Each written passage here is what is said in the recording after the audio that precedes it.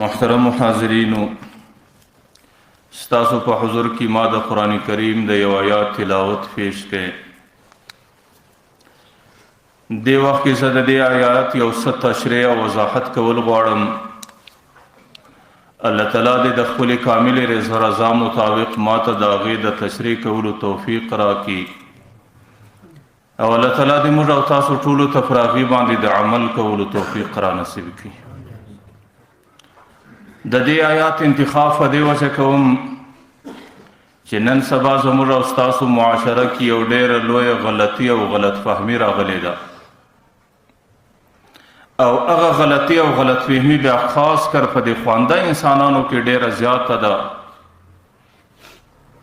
چې د هغې په دماغو کې هغه غلطي او غلط فهمي تر ډېره حده پورې ځای نیولی دی. چونکه الله تعالی د قرآن کریم په دې آیات کې د هغه غلطۍ دفاع کړې ده او د هغې غلطۍ مداوا سوې ده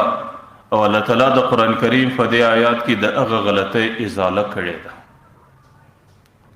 غلطي څه ده؟ غلط فهمي څه ده؟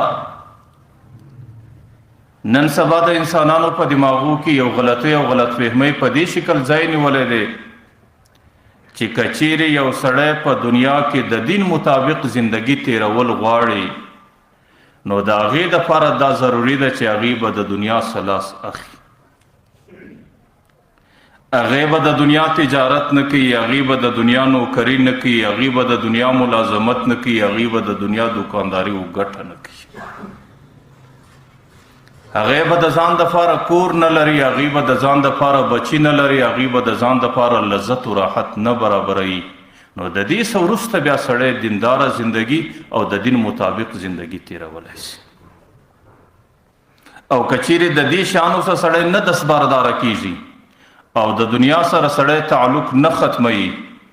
او د دنیا تجارت او دکانداری ته شان نه ورګرځوي نو در هغې وخته پورې بیا سړی د دین سره برابره زندگی نسی تیرولی.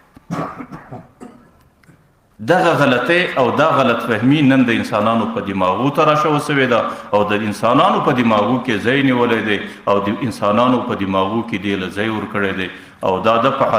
حقیقت کې غلطي او دا د صرف یو غلط فهمي چې د انسانانو دماغو ته راغلی ده. د دې غلط فهمۍ منشأ څه ده؟ بنیاد یې څه دی؟ د کومه ځای څخه پیدا سوې ده؟ د دې غلط فهمۍ منشأ او بنیاد دا دی چې زموږ په دماغو کې چې اسلام د دنیا متعلق کم تصور پیش کړی دی هغه تصور واضح نه دی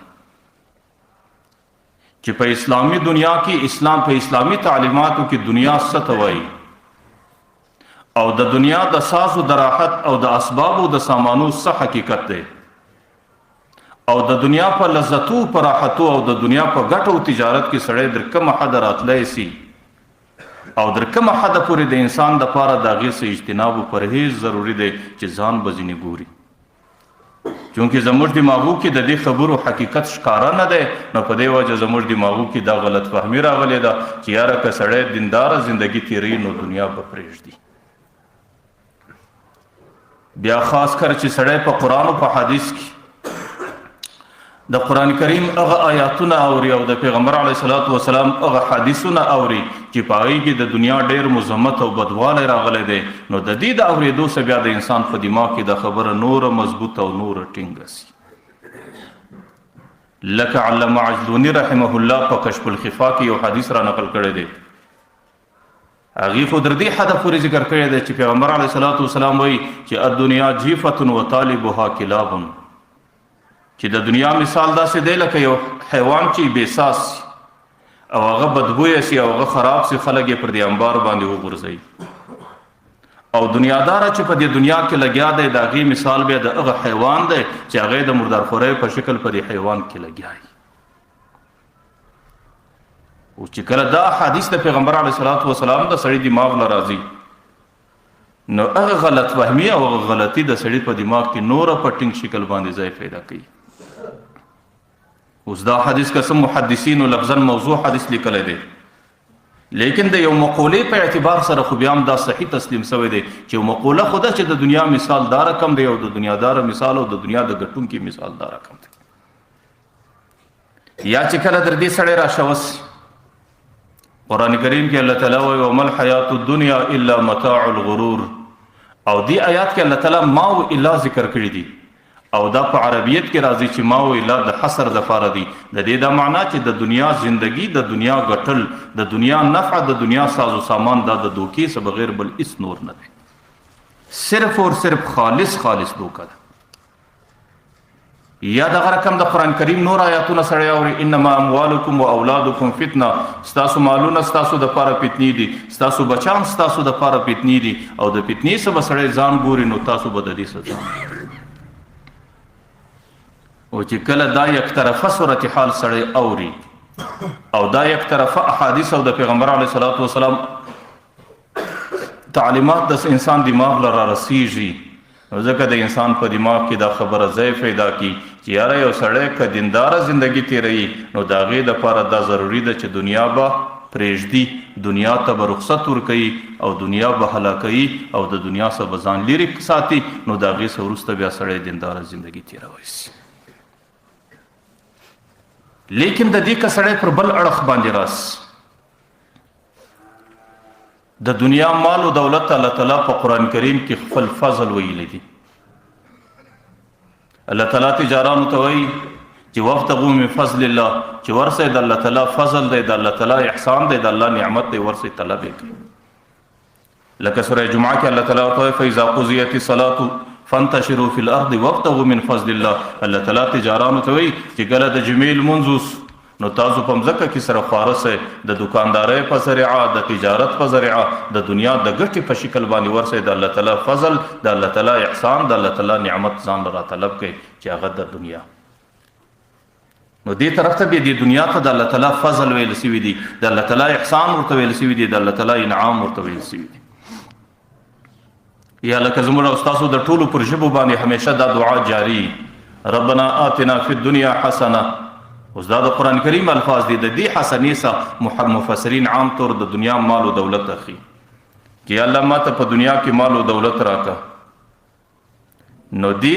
مال او دولت ته حسنه ویل سوي دي. حسنه معنا نیکی، حسنه معنا خیر، حسنه معنا خوبی، حسنه معنا ششی زموږ په اصطلاح باندې. نو الله تعالی دې ته خیر او عافیت او خوبی او نیکی ویلي دي.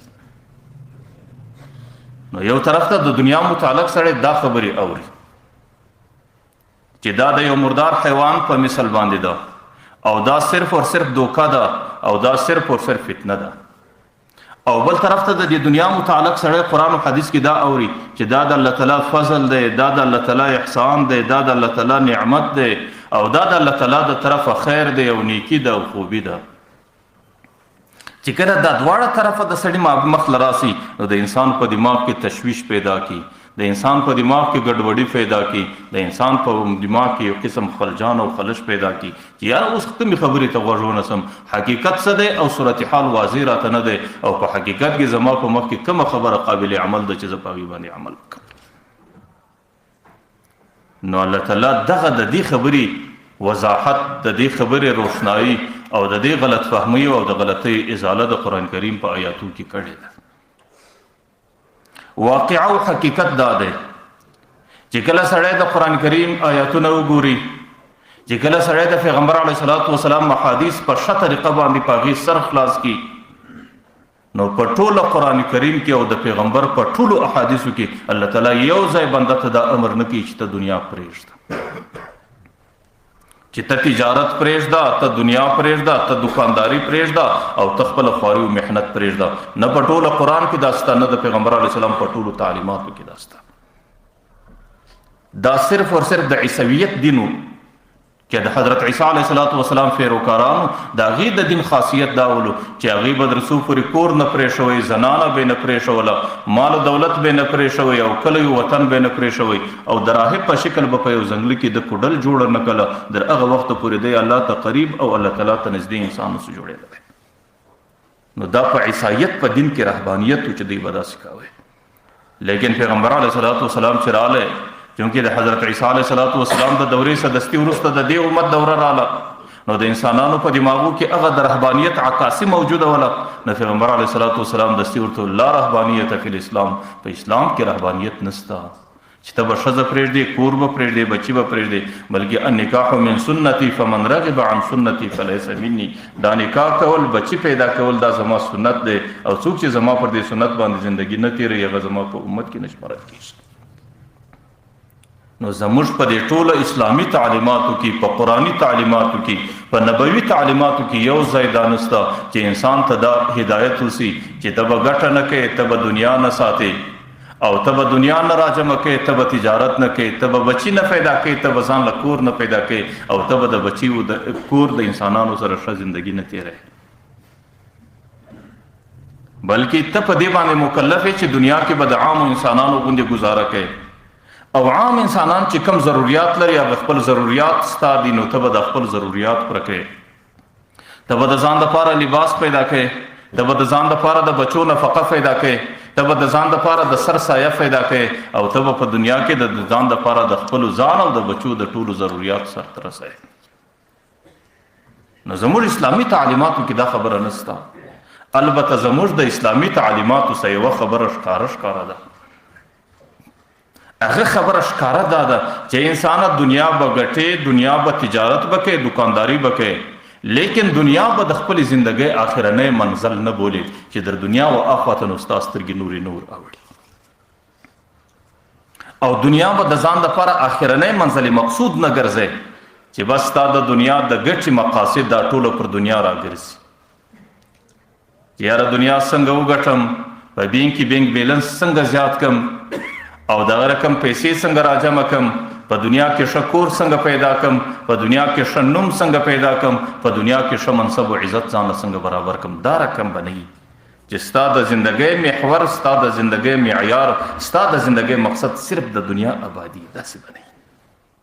بلکې دنیا به ګټې، دنیا به راجمع کوې، او د دنیا په کاروبار کې به راځې. د دنیا مقصد، د زندګۍ مقصد، د دنیا د ګټې مقصد، هغې به د دنیا ضروریات پوره کول، او دا دنیا به د آخرت د زندګۍ دپاره د درستګۍ اول قدم جوړوي چې په دې دنیا سره به د قبر زندگی برابره. لکه څنګه چې د دنیا ضرورتو کې استعماله، د قبر د زندگی د لپاره به استعماله،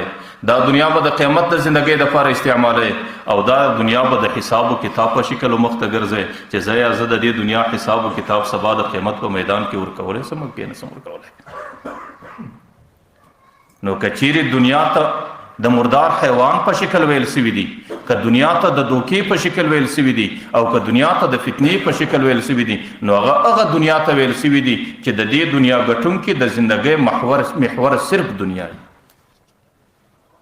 او د زندګۍ مقصد صرف د دنیا را جمع کول، د دنیا عزت پیدا کول، او په دنیا کې خپل زندگی په خوشحالي کې راوستل، او د دنیا سو اخواته آخرت طرف ته د دنیا په ذریعه وزر نظر نور اوړي. نو دا دنیا یقینا هلاکت ده، او دا دنیا یقینا دوکه او فتنه ده. لیکن که دنیا ګټم، تجارت کوم، دکانداری کوم، په دین ته کوم چې په دنیا کې د الله تعالی کوم حقوق دی هغه په کې فرضای کوم،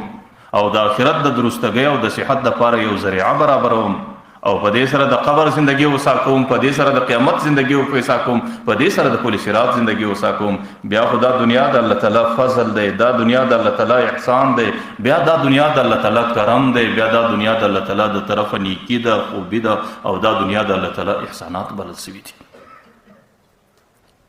نن چند خبرې زموږ او ستاسو مخ ته داسې ښکاره حقیقتونه دي. اول د ټولو څه مخکې ښکاره حقیقت دا دی چې زموږ او ستاسو د دې زندګۍ په انجام کې پر موږ او تاسو مرګ راځي، چې څومره قومونه او څومره انسانان دنیا ته اوس راغلي دي، تر اوسه پورې د مرګ د راتلو څخه چا انکار نه دی کړی. دا هغه مسلم حقیقت دی، دا هغه یقیني حقیقت دی، دا هغه حقیقت دی چې د هر کافر، د هر مسلمان، د هر سړي دماغ، د نارینه او زنانه دماغ تسلیم کړي خبره ده.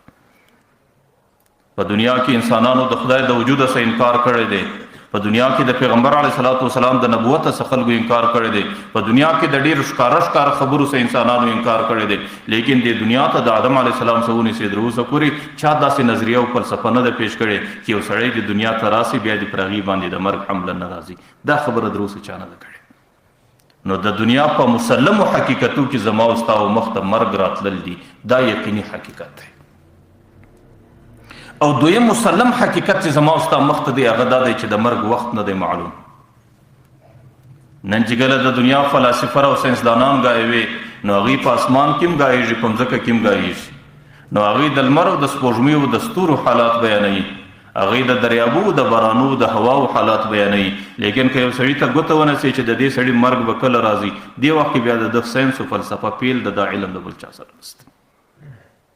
نو دویمه یقیني خبره دا ده چې د انسان د ژوندۍ د مرګ راتلل د نه معلومه شی دی چې په کوم وخت کې سړی راځي او دریمه یقیني خبره دا ده چې د مرګ څخه وروسته الله تعالی انسان ته ژوندۍ ورکوي درېمه خبره دا ده چې د مرګ څخه وروسته د انسان سره څه کیږي ایا د مرګ څخه وروسته انسان خاري کیږي ایا د مرګ څخه وروسته انسان ژوندی کیږي درېمه یقیني خبره دا ده چې د دې حالاتو علم د سړي سره نه راځي چې د مرګ څخه وروسته انسان په کوم حالاتو کې بیا پر د باندې عوارض راځي او په کوم حالاتو کې د ژوند او ژوندۍ تیریږي نن د مغرب ساينسدانانو د دې خبرو څه تصدیق کړی دی چې دا خوشکاره خبره ده چې د مرګ څخه وروسته انسان ته یو قسم ژوندۍ ورکول کیږي لیکن د هغه ژوندۍ کیفیت دی نشي بیانولای چې دا وسنګ ژوندۍ او په دې ژوندۍ کې به د انسان ژوند څنګه او په دې ژوندۍ کې به د انسان او مخ ته کومې خبرې پیښیږي نو هغه معلومات دی نشي کولای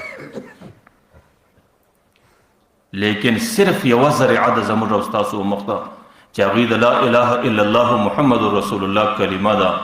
چې د الله تعالی وحدانیت منل د پیغمبر علیه الصلاۃ والسلام رسالت منل او د پیغمبر علیه الصلاۃ والسلام پر رسالت کې مستدا خبرې ښکاره شوې دي چې انسان ته مرې او ته په قبر کې فریوځې او دا قبر ستاسو لپاره یا د جنت یو باغچه ده یا د جهنم یو کند ده او د دې قبر ستره پورته کېږي د قیامت میدان ته ګوري او د الله تعالی په حضور ته پیښېدل ته ګوري او د الله تعالی په حضور کې د خپل ټولو ژوندۍ حساب او کتاب پیښول ته ګوري او د هغه سورسته فل صراط او د هغه سورسته جنت یا جهنم ابدي ژوندۍ ته ګوري نو دا صرف زموږ په اسلامي تعلیماتو کې دی چې د دې ژوندۍ په اخرنۍ نتیجه کې موږ له مرګ راځي او دویم زموږ د مرګ وخت نه دی معلوم چې کله راځي او زموږ سره زموږ په اسلامي تعلیماتو کې داسته چې د مرګ څخه وروسته موږ ته حقيقي ژوندۍ ګوري لکه حضرت علي رضی الله عنه وايي الناس نيام د موت اوس بديو اذا ماتوا انتبهوا چې د قبر په کنده کې کښېږي بیا دی راکښینی زموږ او تاسو حقيقي ژوندۍ د قبر سره روانه ده اوس په دنیا کې موت په خوب باندې بدي څوک تجارت په خوب باندې ویني څوک مال او دولت په خوب باندې ویني څوک شسوارلی په خوب باندې ویني څوک ش بنگلو کوټي په خوب باندې ویني لیکن چې کله په قبر کې کښېږي بیا به د دسترګې راړونی سي دی به په دې پوسی چې هغه زما تجارت سوسو هغه زما دولت سوسو هغه زما کور او بنگلت سوسو هغه زما شسوارلی او طریقه سوسو نو زموږ په عقیده کې دا ده چې زموږ حقيقي ژوندۍ د مرګ څخه وروسته رواني شي نو د اسلام پیغام د دې متعلق انسان ته دا دی چې انسان په دنیا کې به ژوندۍ کوي په دنیا کې به تجارت او کاروبار او ګټه کوي او په دنیا کې به د ځان لپاره مکان او زنانه برابرې او په دنیا کې به د بچانو حقوق ټول پر ځای کوي لیکن دنیا به د ژوندۍ منزل مقصود نه بولي چې ستاسو د دنیا ټول محنتونه د دنیا پر ژوندۍ راګرځي بلکې دا د دنیا ژوندۍ به د آخرت د تیاری لپاره یو زینه او ذریعہ جوړي لکه تیر وعظو کې ما تاسو ته حضرت مولانا روم رحمت الله علیه مثال پیش کړ مولانا روم رحمت الله علیه دا لیکلی دي چې په دنیا کې د انسان ژوندۍ دا غي مثال د دریاب دی او د انسان مثال د کشتی دی د کشتی ژوندۍ بغیر د دریاب نه سکیدي که یو سړی دا وایي چې زه پر دې وچم ځکه باندې کشتی چلوم نو هغه سړی در حقیقت د دې کشتی د حقیقت څخه خبر انسان دی نو لکه څنګه چې د کشتی ژوندۍ په دریاب کې بغیر د اوبو سره چلیږي دا رقم په دنیا کې د انسان ژوندۍ بغیر د تجارت او د کاروبار او د ګټې کولو سره د دنیا دراجه مکولو بغیر نه تیریږي په دنیا کې که سړی خپل ژوندۍ روانه غواړي د خپل بچانو او د قریبانو حقوق ادا کول غواړي د خپل نفس حقوق ادا کول غواړي نو هغه سړی به د دنیا په ګټنه او د دنیا په تجارت او دکانداري کې خامخا راځي لیکن دام یو حقیقت دی چې د کشتی د پاره اوبه هلته نفعمند او فایدمن دي چې کله دا اوبه د کشتی لاندې د کشتی یو طرف ته مخ وشاتي نو بیا کشتی په ډیره سہولت باندې پر اوبو باندې سفر کولای شي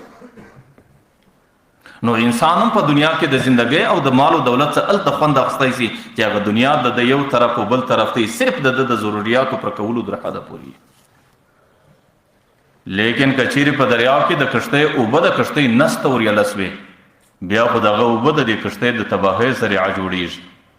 نو دا رقم په دنیا کې که د مال او دولت محبت د سړي زړه ته ورشوسو بیا خو دغه دنیا د انسان لپاره د هلاکت ذریعہ جوړیږي.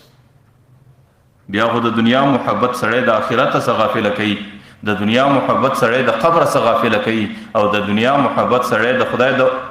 حضور ته د درېدلو څخه غافل کوي. بیا خو دا دنیا د یقیني د سړي لپاره د یو مردار شوي حیوان په مثل ده. دا دنیا د انسان لپاره دوکه بلل کیږي، بیا خو دا دنیا د انسان لپاره یقیني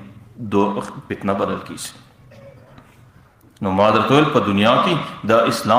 اسلام د طرفه انسانیت ته پیغام دا دی چې په دنیا کې به زندگی تیرې، د دنیا کاروبار به کوي، تجارت به کوي، لیکن دا د خپل نگاه زاویه به ورته بدلوي. دا دنیا په دې نیت باندې ګټم، تجارت په دې نیت باندې کوم، او منډه او ترنډه او کوشش په دې نیت باندې کوم، په دې خاطر باندې چې زما د بچانو حقوق پر ما دي چې هغې ادا کم، زما د دې نفس حقوق دي چې هغې ادا کم، او زما د قریبانو پر ما باندې حقوق دي چې هغې ادا کم، او په دې دنیا او په دې مال او دولت باندې د خپل آخرت زندگی برابر کم. بیا خو دا مال او دولت صرف خیر و خوبي خو سکه زما عقیده دا ده چې بیا دغه تجارت او ګټه د الله تعالی عبادت بلل کیږي. ځکه چې کم شی د آخرت د نفع دپاره سړی کوي په دنیا کې هغه د سړي دپاره عبادت بلل کیږي. نو بیا دکانداري کوي که تجارت کوي دا ټوله ورځ دی په عبادت کې روانه ده. لیکن خدا نخواسته که ته د دنیا په دوکه کې راسې، د دنیا د منصب طلب،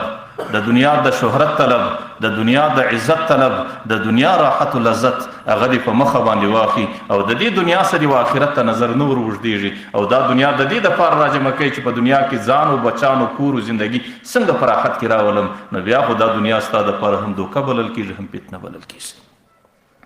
نو ما درته د دې دوو خبرو په مابین کې هېڅ منافات نشته. دنیا که په دین نظر باندې ورته ګورې نو بیا د سړي دپاره د مردار حیوان په مثل دی، بیا د سړي دپاره دوکه ده، بیا د سړي دپاره فتنه ده. او که په دې نظر باندې ورته ګورې چې دا د آخرت د درستګۍ او ذریعه ده، نو بیا خو د انسان دپاره دغه تجارت او کاروبار او دغه دکانداري او زندگی د انسان دپاره د الله تعالی د طرفه فضل دی، احسان دی، او دا د الله تعالی د طرفه خیر دی، عافیت دی، خوبي ده. او په دې دنیا کې لګیا کېدل بیا د انسان دپاره عبادت بلل شوي. نو انسان د زندگی په دورانیه کې بغیر د دنیا څخه د انسان زندگی نه تیریږي، لیکن کوشش دا وکړي چې انسان د دې دنیا څخه عبادت جوړ کړي، چې زما دکانداري هم عبادت سي، زما تجارت هم عبادت سي، زما ګټه هم عبادت سي، او زما د دې تجارت لپاره سفر دا هم عبادت سي. اوس د دنیا څخه عبادت څنګه جوړیږي؟ الله تعالی د عبادت جوړولو طریقه د قرآن کریم په دغه آیات کې بیان کړې ده، چې کوم آیات په اول سر کې ما ستاسو په مخ کې تلاوت کړي. د سوره قصص آیات الله تعالی د مال او دولت متعلق قارون ته نصیحت او هدایت بیانوي. قارون د حضرت موسی علیه السلام د زندګۍ دورانیه کې راغلی دی، او ډېر مالدار انسان تیر شوی دی، او ډېر کتابونه لیکي چې هغه وخت کې به د خزانو دومره زیات تعداد و چې د هغې د قلفانو کیلۍ دپاره یو سړی نه بلکې د هغې دپاره به بسته ډلو قافلې تیارې وې چې هغې د خزانو کیلۍ او چابیانې به یې درې ځایه وړلې. کیدای شي د هغه وخت غټې چابیانې، کیدای شي د هغه وخت عرف او عادت بدل. نو الله تعالی هغه قارون ته نصیحت کوي د دنیا متعلق چې قارونه د دنیا څخه دین جوړ کړه، و چې هغه نصیحت ټوله سړی وګوري سر در پایه. الله تعالی یو ځای قارون ته دا نه دي ویلي چې دنیا پرېږده، یو ځای دا نه دي ورته ویلي چې د دنیا څخه دستبرداره سه، یو ځای دا نه دي ورته ویلي چې ټوله مال او دولت صدقه که، او یو ځای نه دي ویلي چې د دنیا څخه مخ توجه راوګرځوه. الله تعالی قارون ته په ټولو نصیحت کې دا نه دي سی ورته ویلي. الله تعالی قارون ته وایي وابتغي فيما آتاك الله الدار الآخرة، اے قارونه چې کوم مال او دولت الله تعالی در نصیب کړی دی په دې کې د آخرت د کور درستګي پیدا کا، دا مال او دولت د آخرت دپاره استعمال کا. نو د مال او دولت څخه د آخرت د درستګۍ او ذریعه جوړه کا، او دا د آخرت د درستګۍ دپاره ګټه او د آخرت د درستګۍ دپاره راجمع کوه. دې کونج کې الله تعالی ورته وابتغي فيما آتاك الله، چې کوم مال او دولت الله در کړی دی. د دې دا معنا ده، د دې سم مفسرین وایي چې سړی هر څومره ذهني، هر څومره تجربه کار وي، هر څومره چابکي او هر څومره تعلیم یافته انسان وي، چې کله مال او دولت په لاس ورغلی دا به د الله تعالی عطا بولي چې دا الله را کړی دی. دا به د ځان کمال نه بولي، دا به د ځان هوښیاري نه بولي، دا به د ځان چالاکي نه بولي. ځکه قارون به همیشه دا ویل انما اوتیته علی علم من عندي، زما مال او دولت خو زما د هوښیارۍ په وجه ماته راکول شوی دی چې زه ډېر هوښیار یم، زه ډېر سمجدار یم، زه ډېر فهیم او ذهین انسان یم، نو ځکه زه دومره مال او دولت لرم او ماته مال او دولت زما د ذهانت او هوښیارۍ په وجه راکول شوی دی. لیکن الله تعالی د دې نظریې تردید کوي. الله تعالی ورته وابتغي فيما آتاك الله الدار الاخره، ای قارون چې کوم مال تا ته الله تعالی درکړی دی په هغې کې آخرت طلب وه. ځکه باید چې د انسان دا عقیده هم د په معاشره کې هم دا پیښه ده. ډېر خلک در یو سړي هوښیاران دي او در یو سړي تعلیم ډېر دی او در یو سړي ذهانت او دانایي ډېره زیاته ده، لیکن چې ته ورسې هغې په دې ښار کې د خلکو چوټې پالشي یا چې خلکو ګوټونه ورګنډي. او ډېر خلک د تاسو په عقل کې کم دي، د تاسو په تعلیم کې کم دي، د تاسو په فهمت او ذهانت کې کم دي، لیکن چې ولورسې د هغې دومره مال او دولت دی چې ستا هغې د هغې عشر یعنې لسمې حصې ته نه رسېږي. نو په مال کې الله تعالی قارون ته اول نصیحت دا ورته کوي چې ګوره قارونه، مال او دولت خو الله درکړی دی، د دې مال او دولت متعلق ځان داسې جوړ کړه چې په دې کې د آخرت او د مرګ څخه وروسته چې کومه زندګي ده د هغې خیر و خوبي تلاش کړه. لیکن اوس سوال دا دی چې د آخرت دپاره سړی څومره خیرات کړي؟ آیا ټول مال پر آخرت ولګوه؟ دویمه جمله کې الله دستي ورته ولا تنسي نصیبک من الدنیا، د خپل دنیا ضروریات به هم نه در څه هېروې. دومره مال را وګرځوه چې ستا ضرورت په پوره کېږي، ستا د بچو ضرورت په پوره کېږي، ستا د کور ضرورت پوره کېږي، ستا د قریبانو وسیله رحمي پوره کېږي. دا نه معنا چې نن ټوله خیرات که سبا بیا د بله څه د سوال او د فقر طلب کوه. نو الله تعالی د طریقه ده ولا تنسي نصیبک من الدنیا، په دنیا کې به خپله د دنیا د ضروریاتو حصه به هم نه ځینګېروې. د ضروریات دپاره مال او دولت کښېږده چې په دې باندې زما ضرورت، زما د بچو ضرورت، زما د کور ضروریات ټوله پوره کېږي. د هغې څه چې کومه اضافه حصه ده په هغې کې د آخرت طلب وکړه. او احسن کما احسن الله الیک، درېیمه خبره دا ورته کوي چې قارونه په دې مال کې د مسلمانانو د انسانانو سره احسان وکړه لکه الله تعالی چې ستا سره کوم احسان کړی دی. دا مال د الله تعالی د طرفه یو احسان دی او په دې مال کې د دنیا د انسانانو سره احسان او نیکي وکړه. دا د الله تعالی د طرفه یو رحم دی او په دې مال کې پر خلکو باندې رحم وکړه. لکه پیغمبر علیه الصلاۃ والسلام حدیث هم دا راځي ارحموا من فی الارض یرحمکم من فی السماء، د مځکې والاو په خپل مابین کې سره وګورئ، یو پر بل باندې رحم وکړئ، بیا به د اسمان والا ستاسو سره اساني وکړي، هغه به پر تاسو رحم وکړي. د صحابه کرامو عجبه زندگی وه، هغې د معاشرې سره عجیبه رحم و. مدینه منوره کې د کاختې دور دی، د حضرت عثمان رضی الله عنه لوی تاجر دی، د هغې د غلې بار 100 شان قافله د شام سره ورسېده. حاجانو مبارکانو مسجد قبا لیدلی دی، دا د مدینې ابتدا ده، پر دې ځای باندې قافله را ورسېده.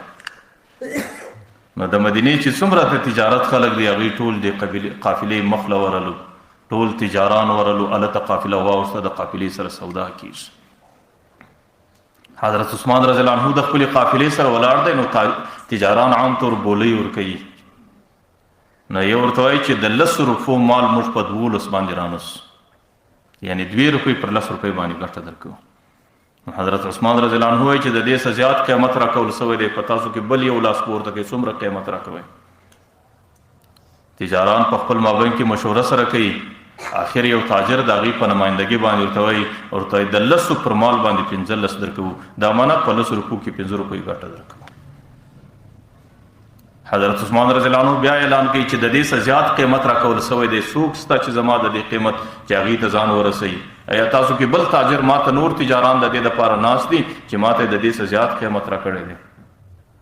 هغه تجاران په خپل مابین کې سره ګوري چې بل تاجر څوک دی. د مدینې ټول معروف تجاران موږ بل تاجر سته نه، دا بولي او دا دومره زیات قیمت ته چا ورکړی دی؟ چې کله د بل تجارت د طرفه قیمت او بولي نه راځي، نو حضرت عثمان رضی الله عنه اعلان کوي چې خلکو زما رب داسې تجار دی چې هغې ما ته د دې څه زیات قیمت راکړی دی. تاسو ما ته پر 100 باندې پر 10 باندې 15 راکوئ او پر 10 روپۍ 15 روپۍ ګټه راکوئ. هغې ما ته ویلي دي من جاء بالحسنة فله 10 امثالها، هغې ما ته پر 1 باندې 10 ګټه راکوي. ماره ورته تاسو پر دې باندې ګوایاست چې زما مال هغې ګټه د هغې اصل د هغې ټوله بنیاد نن د مدینې د فقیرانو دپاره خیرات او صدقه ده. راځي دي د مدینې فقیران دې ځلوړي. نو هغې په دې خپل مال او دولت کې د آخرت نفع طلبول، د انسانانو سره احسان کول، پر انسانانو باندې رحم کول په دې شکل باندې. چې کله شپه راله نو د شپې حضرت عبدالله ابن عباس رضی الله عنه پیغمبر علیه السلام په خوب کې ویني.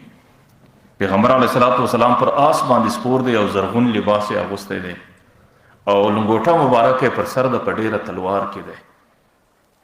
حضرت عبدالله ابن عباس په دې خوب کې ورغورځي د پیغمبر علیه السلام د آس جلو نسی ورته د الله رسوله د ډیرې زمانې ستا شوق او انتظار دی، یو ځل د خپل مخ راښکاره کوي او ساتکې را سره ودرېږه.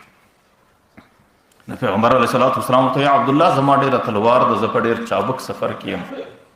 حضرت عبدالله ابن عباس ورته وایي چې چیرې ځې؟ ورته نن عثمان په مدینه کې صدقه کړې وه او په جنت کې د هغې د حرو سره نکاح ده او په هغه نکاح باندې ټول انبیاء کرام حاضر دي او د هغې د نکاح ولیمه ده، صرف زما انتظار دی. نو په دې خاطر زه چسپانده ورځم. نو چې کوم چا د خپل مال او دولت کې د مسلمانانو سره احسان وکړي، چې کوم چا په خپل مال او دولت کې پر مسلمانانو باندې رحم وکړي، بیا خو د هغې د مال او دولت او د احسان او د رحم الله تعالی په جنت کې د حرو سره د نکاح او د ولیمې ذریعه وګرځوله. نو الله تعالی قارون ته دریم نصیحت دا کوي چې واحسن کما احسن الله الیک. د الله تعالی پر مخلوق باندې احسان وکړه لکه الله تعالی چې احسان در سره کړی دی. د الله تعالی پر مخلوق باندې په دې مال او دولت کې رحم وکړه لکه الله تعالی چې رحم در باندې کړی دی. لیکن آخر د یو کار سره منکی ولا تبغي الفساد فی الارض، په مځکه کې به فساد نه جوړه. د مال او دولت په ذریعه به په تکبر کې نه راځي، د مال او دولت په ذریعه به په سرکشي کې نه راځي او د مال او دولت په ذریعه به و نور فسادو ته نه متوجه کېږي، په مځکه کې به فساد نه جوړه. مفسرین لیکلي دي چې د فساد دوې طریقې دي. یوه طریقه دا ده چې د مال په ګټه کې سړی فساد جوړوي، د مال په ګټلو کې سړی د فساد په شکل. هغه دا ده چې مال په حرامه طریقه سره ګټل، د غلا په طریقه سره ګټل، د ډاکې په طریقه سره ګټل، د دوکې په طریقه سره ګټل او د مسلمانو سره د خیانت په طریقه باندې ګټل. دا حرام کار دی او حرام ته قرآن کریم فساد ویلی دی. نو مال به په دې حرامه طریقه سره نه ګټي، ځکه دا غلا ده، دا دوکه ده او دا ډاکه ده، دا یو قسم فساد دی او فساد به په مځکه کې په مال او دولت نه جوړی. او دویمه طریقه د فساد دا ده چې د مال او دولت په ذریعه به چې د مال او دولت کوم جایز حقوق دي هغه حقوق به ټول پر ځای کوي. د مال او دولت په ذریعه پر تا باندې زکات دی، پر تا باندې د همسایه حق دی، پر تا باندې نفلي صدقات دي، هغه ټوله به پر ځای کوي. بیا به د مال او دولت ستا هغې د فساد ذریعه نه جوړیږي. او که چیرې مال او دولت هر څومره در سره پروت وي، ته په زکات کې کمی کوي او ته په خیرات کې کمی کوي، ته د همسایه په حق کې کمی کوي، ته د قریب په وسیله رحمت کې کمی کوي، بیا خو دا مال د فساد ذریعه دی. او الله تعالی قارون ته وایي چې د مال او دولت په ذریعه به په مځکه کې فساد نه جوړی. اوس که چیرې د مال په ګټه کې هم سړی فساد نه جوړوي او د مال په حقوقو کې هم سړی ناجایز نه کوي، پر ښه طریقه یې پر ځای کوي او دا مال د دنیا ضرورت هم په پوره کوي او د آخرت د درستګۍ او د صحت لپاره یو ذریعه او زینه جوړه کړي، نو بیا خو ما مخکې درته ویل چې د هغه مال ګټل، د هغه مال جمع کول، د هغه مال خرڅول او د هغه مال سره راټولول، دا ټوله دا بهترین اعمال دي، دا ښه اعمال دي. ما درته ویل که زه دا درته وایم چې دا د الله تعالی د عبادت اعمال دي، لا به هم زما خبره ډېره بې ځایه نه. په دې وجه باندې چې کم کار سړی د آخرت د درستګۍ دپاره کوي او د دنیا ټولو حقوقو کې په هغې کې ناجایز نه کوي او په هغې سره د انسان عقیده دا چې زه به آخرت په سموم، بیا خو هغه عمل د انسان د آخرت د تیاری په خاطر په دنیا کې د انسان په عباداتو کې شمارل کېږي. زموږ د صحابو نو په دې شکل د دنیا سره محبت کول، دنیا راټولول، دا څه مضموم عمل نه بلل کېږي. زموږ د صحابو د زندګۍ عجیب دورانیت تېره شوه. روایاتو کې راځي چې کله غزوه احد راله نو د احد په بیخ کې کشنی غر د حاجانو به لیدلی. پر دې باندې پیغمبر علیه صلات وسلام 50 کسان د یو امیر په امارت کې وټاکل چې تاسو به پر دې ځای باندې درېږئ. که چیرې د دشمن د شاته طرفه پر موږ باندې حمله راځي نو د هغې دفاع به تاسو کوئ. د پیغمبر علیه صلات وسلام جنګي تدبیر چې کله د احد د غره لاندې د احد په میدان کې د مسلمانانو د کافرانو په مابین کې معرکه رااله او جهاد او غزوه روانه سوله، نو په ابتدایي حالاتو کې الله تعالی مسلمانانو ته فتح ورکړه او کفار د ماتې او د شکست په شکل باندې وتښتېدل. چې کله وتښتېدل نو دلته چې پر غره باندې کم 50 کسان ولاړ دي، د دې کسانو په مابین کې اختلاف جوړ شو. امیر ورته ویل چې تاسو به تر هغه وخته پورې درېږئ چې تر څو پورې د پیغمبر علیه السلام امر نه راغلی. لیکن چند کسان ورته ویل چې نه، دا خو پیغمبر موږ دلته در هغه حد درولي وو چې معرکه در هغه وخته نه درولي چې معرکه ختمېږي، صرف چې کفار ماتې خوري او مسلمانانو ته فتح ورکړي در هغه وخته موږ درولي. چې کله پر دې غره باندې صحابه سره دوې ډلې سو، نه یوې ډلې د امیر سره پر دغه ځای باندې ودرېدل او یوې ډلې ور میدان شو د نورو صحابو سره په غنیمتو راټولولو کې لګیا سو. او صحابه دا مخالفت په دې خاطر باندې نه وکړي چې دوی د پیغمبر د امر مخالفت کوي یا دوی د خپل امیر د امر مخالفت کوي، صرف په دې خاطر دا د دې اجتهادي غلطي وه. د دې اجتهاد دا او د دې عقیده دا و چې پیغمبر تر دغه وخت موږ درولي.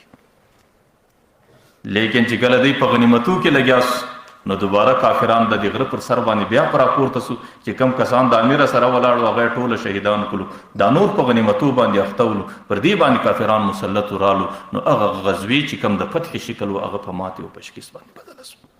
صحابه کرام په دې ورځ باندې 80 کسان پر یو ځای باندې شهیدان شو. اوس قرآن کریم چې کله دا ذکر کوي حتی اذا فشلتم وتنازعتم، چې کله ستاسو په مابین کې اختلاف راغلی او تاسو په مابین کې جګړه رااله او تاسو څه کسانو غنیمت او میدان شولو، نو منکم من یرید الدنیا و منکم من یرید الاخره. اے صحابه تاسو کې دوه قسمه ډلې پیدا شوې، یو ډله د آخرت شوقیانو چې پر غره باندې ودرېدو، یو ډله د دنیا شوقیانو چې هغوی غنیمتو ته ورشوس. اوس محدثین دې ځای کې حیران دي چې صحابه د دنیا شوقیان منل او پر صحابه باندې د الله تعالی د طرفه دومره طعن راتلل او د صحابه متعلق د عقیده ساتل چې صحابه د غره سور میدان شو دنیا لا او د دنیا پر ځای دی شهیدان شول. نو عام محدثینو ته دا خبره ډیره درنه. بیا مشهور صوفي حضرت عطا اسکندری رحمه الله د دې ډیر ښه جواب کړی دی. هغه وایي ګوره دا موږ منو چې صحابه د دنیا طلب کاوه او د غره سور شوسو د غنیمت لپاره او د غنیمت راټولولو او دا یو قسم د دنیا طلب په صحابه کې، لیکن دا لیکلي دي چې د دنیا مطلقاً طلب کول، دنیا مطلقاً راجمع کول دا مذموم او بیکار عمل نه دی، بلکې د دنیا طلب خلق دوه رقمه کوي. یو طلب دنیا للدنیا، دنیا د دې لپاره طلبوم چې د دنیا زندگی په برابر کم، او یو طلب دنیا للآخرت دی، دنیا د دې لپاره طلبوم چې د آخرت زندگی په برابر کم. نو اول قسم طلب د دنیا دا مذموم دی، دا بیکار دی، او دویم قسم طلب د دنیا دا عبادت دی، دا ممدوح دی، دا نیک عمل دی. او د صحابه د دنیا طلب چې د غره سور شو کېدل او د رقم غنیمت راټولوي، ټیک د موږ دا منو چې د دنیا طلب یې کاوه، لیکن دا طلب د دنیا د پاره نه و چې دا مذموم عمل سی یا د دې په خاطر پر صحابه او طعن راسي. لیکن صحابه چې طلب د دنیا کاوه هغه د آخرت د پاره کاوه، او طلب د دنیا د آخرت د پاره کول دا عبادت دی، دا نیک عمل دی، دا صد طعن او د بد عمله لار نه بلل کیږي، نه د دې په وجه پر صحابه باندې صد طعن راسي. ځکه په دنیا کې چې سړی طلب د دنیا کوي صرف د دنیا د پاره کوي، نو دا مذموم عمل او بیکار عمل بلل کیږي چې د دنیا په ذریعہ سړی د دنیا زندگی برابر کی. لیکن که د دنیا په کې سړی طلب د دنیا د دې د پاره کوي چې د آخرت د درستګۍ د پاره یو ذریعہ جوړ کړي، بیا دغه طلب د دنیا انسان له عبادت دی، دا د الله تعالی فضل دی، دا د الله تعالی احسان دی، دا د الله تعالی خیر دی، دا د الله خوبي ده. بیا د دې فتایت کې زه تاسو ته واقع بیانوم چې زموږ د سلف دنیا او د دنیا ګټه سره کم د آخرت لپاره و. حضرت مولانا جامی رحمه الله چې دی علومو کې ډېر مخت عالم تیر شوی دی، فکم عصر کې چې الله تعالی دته زندگی ورکړې ولا، نو د دغه عصر کې مشهور صوفي او لوی بزرگ حضرت خواجه عبید الله احرار رحمه الله، لیکن هغه ته الله تعالی د باطنی علوم او د تصوف او د اذکار او د طریقت او د دې د فرمختللو سره سره الله تعالی په دنیا کې هم هغه ته ډېر پراخ لاس ورکړی، دا غیر ډېر مالونه، دا غیر ډېر دولتونه او د هغې به ډېرې غټې قافلې راتلې او د هغې سترخان به اوارو او د هغې مال و دولت به اکثر پر مسکینانو باندې خرڅېدی. حضرت جامی رحمه الله چې کله د ظاهري علومو څخه فارغ نو زړه کې دا وغوښتو چې د یو چا سره مې د تصوف او د طریقت تعلق جوړ کړی وی چې د دې په ذریعه باندې زما د زړه کې اصلاح راغلی وی او زما په زړه کې چې کوم فسادات یې الله تعالی د دې په ذریعه هغه ختم کړي وی. نو چې شاوخوا یې د مځکې پر مخ باندې وکتل دې وخت کې بل څوک نسته او په نزدې علاقه کې یو ځای حضرت خواجه عبید الله حرار رحمه الله دی چې د هغې ډېرې ښې اوازې راځي، د هغې ډېره لویه خانقاه ده او د هغې د تصوف په طریقت لپاره ډېره دنیا را روانه ده. نو حضرت جامی رحمه الله د یو ظاهري طالب په شکل باندې رالی، د روژې مبارکه میاشته د ورځې را ووهله د خواجه عبید الله حرار کور ته راغی. چې کله د حضرت خواجه عبید الله حرار کور ته راغی نو ورلی د هغې بیټک له د هغې خانقاه له چې د هغې د ناستې ځای په دې نیت باندې ورلی چې زه به یو د طریقت تعلق یو بیعت به ورسره وکړم او د ځان د اصلاح دپاره به یې کوشش وکړم.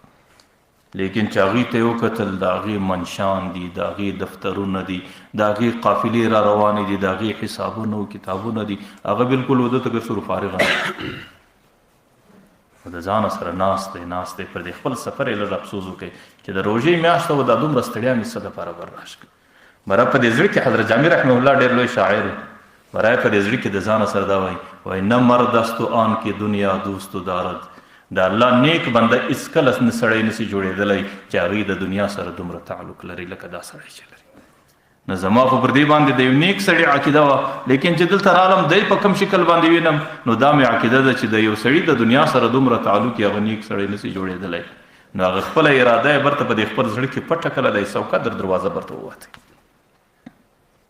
چونکې غرمه د رالی د کلي مسجد دی، د مسجد کې د غرمې د قیلولې په خاطر د یو څه آرام په خاطر باندې پرېوتی. چې کله پرېوتی خوب راغلی دی، په خوب کې د قیامت میدان ویني. د قیامت په میدان کې یو سړي حضرت جامی رحمه الله در دې ګریوان نیولی دی او د حضرت جامی رحمه الله پر غاړه باندې یو څه حقوق پاته دي. نو هغه ورته وایي زما قرضه او زما حقوق راکړه، در هغه وخت یو قدم زما څه نسي تللی. او حضرت جامی رحمه الله ډېر پریشان او په ډېر تشویش کې دی، ځکه چې د قیامت میدان دی، هلته د سړي سره بغیر د نیکو اعمالو بل یو څه نشته او د هغې د قرضې او د پور د پر کولو څه ذریعه نشته. نو حضرت جامی رحمه الله ډېر نفس تنګی دی چې کله د دې خوب په دې خوب کې لګیا دی، که ګوري د یو طرف څخه حضرت خواجه عبید الله حرار را روان دی او هغې پر خپل آس باندې سپور دی او چې کله رالی د ملایکو ته وایي چې تاسو دا جامي څه کوئ، دا غریب ولې تنګوئ؟ نو هغه ورته پر دې باندې د خلکو حقوق دي. باره ورته ما چې دا دومره مال او دولت را جمع کړی دی څه دپاره دی؟ خو د دغه خلکو د حقوقو دپاره دی. ورسه هغه سړي ته زما د مال او دولت څخه حقوق ورکړه، دی پرېږده چې پر خپله لار ځي. چې کله هغې دا خبره وکړه نو حضرت جامی رحمه الله را وغورځېدی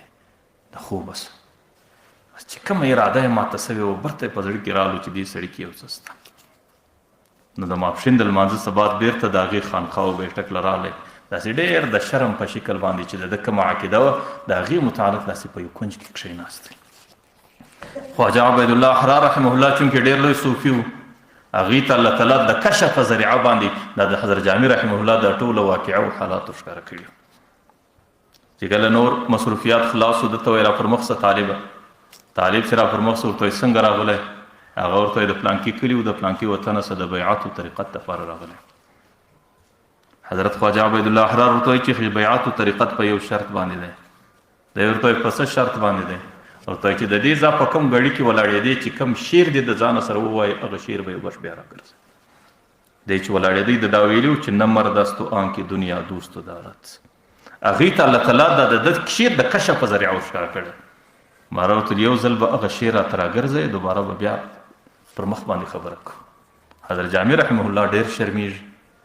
چې کله حضرت خواجه عبید الله حرار ډېر تنګ کوي چې ضرور به یې راته وایه. نو باره ورته وایي چې بس ما چې ستا زندګي ته وکتل چې دومره دنیا ده او د دنیا سره دومره تعلق دی، نو زما ذهن کې دا اعتراض راغلی چې نه مرد است و آن کې دنیا دوست دارد. حضرت خواجه عبید الله حرار ورته وایي طالب جانه دا شعر پوره نه دی، دا شعر پوره کړه. ورته یوه جمله دې وویله، دویمه جمله یې ولې نه وایه؟ اوله جمله خو تا دا وویله چې نه مرد است و آن کې دنیا دوست دارد، او دویمه جمله دا ورسره ملګری کړه ورته اگر دارد از برای دوست دارد. نیک سړی خو هغه نه دی چې د دنیا سره تعلق لري، لیکن که د دنیا سره تعلق لري د الله د رضا دپاره ورسره لري، بیا هغه سړی نیک سړی دی، هغه د نیکۍ سره نه لرې کېږي. نو چې کله حضرت جامع رحمه الله ته هغه شعر ورفره کړي، نو د هغې څه وروسته بیا حضرت جامع رحمه الله سره بیعت وکړي، حضرت جامع رحمه الله پر مخ باندې الله کړي. نو زموږ اکابرو ته چې الله تعالی کوم مال او دولت ورکړی، زموږ سلف او بزرګانو ته د هغې د مال او دولت محور د دنیا زندګي نه وه چې په دې سره دوی صرف د دنیا زندګي برابره کړي. هغې په دې مال او دولت کې د دنیا ضروریات پوره کول او د دنیا د ضروریاتو پوره کېدلو څخه وروسته د آخرت دپاره یو زنا او د آخرت دپاره د درستګۍ دپاره یو ذریعه برابرول. مال او دولت هغې په دې شکل هم ګاټي، هم یې په دې شکل استعمالوي. زموږ د سلفو بدعا عقیده وه چې مال او دولت دا داسې دی لکه د الله تعالی خزانه ده. دې دنیا کې یو قانون دی، د بادشاه خزانه ده او پر دې خزانه باندې پیردار ولاړ دی او دا پیردار د دې خزانې حفاظت کوي، د خپل بادشاه د اجازې بغیر دې خزانې ته لاس نه وروړي، او چې کله بادشاه کوم ځای ورته ووښیي نو په هغه ځای کې بیا دی دا خزانه استعمالوي. نو مال او دولت دا د الله تعالی خزانه ده، ته صرف پیردار یې، ته صرف پر دې باندې چوکیدار یې، دا ستا په امانت کې ده. چې کله د الله تعالی نه یې خوښه په هغه ځای کې به یې نه استعمالوي، او چې کله د الله تعالی امر فرمان راغلی پر هغه ځای باندې به یې لګوي، نو بیا به صرف ستا شکل د یو پیرداري او د مال او دولت اصل ذریعه او د مال او دولت اصل مالک به د الله تعالی ذات بولي. داسې نه دی چې د مال او دولت په خاطر سړی د دینه لرې کیږي. حضرت عبدالرحمن ابن عوف چې کله وفات کېدی، نو د هغې 3 اربه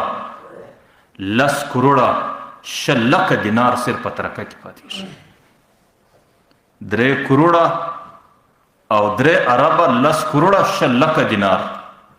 دا صرف د هغې ترکه ده چې په قریبانو سره ویشل کېږي. د هغې په دې ترکه کې چې د سرو زرو کومې خښتې وې، بې شماره ارې د هغې پر تقسیمېدلو باندې صرف ماتې سولې چې دا خښتې اره کېدلې او په قریبانو کې په میراثخورو کې ځله تقسیمېدلې. د وفات په وخت کې د هغې په ملکیت کې 1000 آسان دي، د هغې په ملکیت کې 1000 اوښان دي، د هغې په ملکیت کې 10,000 پسونه دي،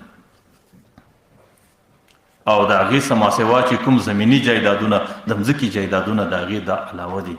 لیکن عبدالرحمن ابن عوف څوک و؟ عبدالرحمن ابن عوف هغه سړی و چې د عشره مبشرو په اول کتار کې د ده نوم راتلی، چې دنیا کې پر کوم چا 10 کسان په ټولو صحابو کې پیغمبر علیه السلام پر هغو د جنت زیري په دنیا کې لاهو کړو، په اول کتار کې حضرت عبدالرحمن ابن عوف، چې د هغې مال او دولت په دې شکل باندې و چې د ده د ترکې څه دومره مال او دولت پاتېږي، لیکن برته زندګي د دې مال او دولت سره سره په دې شکل وله چې په عشره مبشرو کې په اول کتار کې د عبدالرحمن ابن عوف نوم راتلی، چې دا هغه سړی دی چې پیغمبر په دنیا کې د جنت زیری ورباندې وکړي. نو مقصود مې دا دی چې دا غلط فهمي ده، دا غلطي ده چې یاره که سړی د دین مطابق زندګي تیروي نو هغه به دنیا او مال او دولت پرېږدي. دا د انسانانو غلط فهمي ده. د دینی زندگی تیرولو دپاره د دنیا د پریښولو ضرورت نشته. البته دنیا ګټل صرف د دنیا سره زاویه نگاه بدلول، دنیا د ضروریاتو دپاره ګرځول او د آخرت د درستګۍ دپاره زینه او ذریعه جوړول، بیا د دنیا د الله تعالی د طرفه فضل دی، بیا د الله تعالی احسان دی، بیا د الله تعالی نعمت دی، بیا چې کوم چاته الله تعالی ورکوي هغه بنده پر الله تعالی باندې ګران دی. لیکن که دنیا په دینیت باندې ګټم چې صرف زما د زندګۍ مقصد دنیا ده، د دنیا راحت دی، د دنیا لذت دی، د دنیا زندگی ده او د دنیا عزت و منصب دی چې زه په دې دنیا څنګه سره برابر کړم. ما درته ویل بیا خو د پیغمبر حدیث دی، زما د خولې خبره نه ده چې بیا خو دنیا د هغه مردار سوي حیوان په شکل دی چې پر دې انبار باندې پروت دی، او کوم سړی چې کې لګیا دی هغه د هغه حیوان په شکل دی چې پر دې مردار سوي حیوان لګیا دی. بیا خو دنیا یو دوکه ده، بیا خو دنیا یو فتنه ده چې ته کې اخته یې، نو د هغې دوکې او د فتنې انجام ډېر خراب راوځي، بیا به د دنیا د دغه رقم طلب انجام ستا دپاره ډېر خراب. نو الله تعالی دې زموږ او ستاسو دماغو کې د دنیا حقیقت راولي، الله تعالی دې زموږ او ستاسو مال او دولت، زموږ او ستاسو تجارت او کاروبار دا د دنیا د ضروریاتو پر کولو سره سره د آخرت د برابرۍ دپاره یو ذریعه او زینه جوړه کړي. الله تعالی دې دا څو خبرې قبولې وګرځوي. واخلي.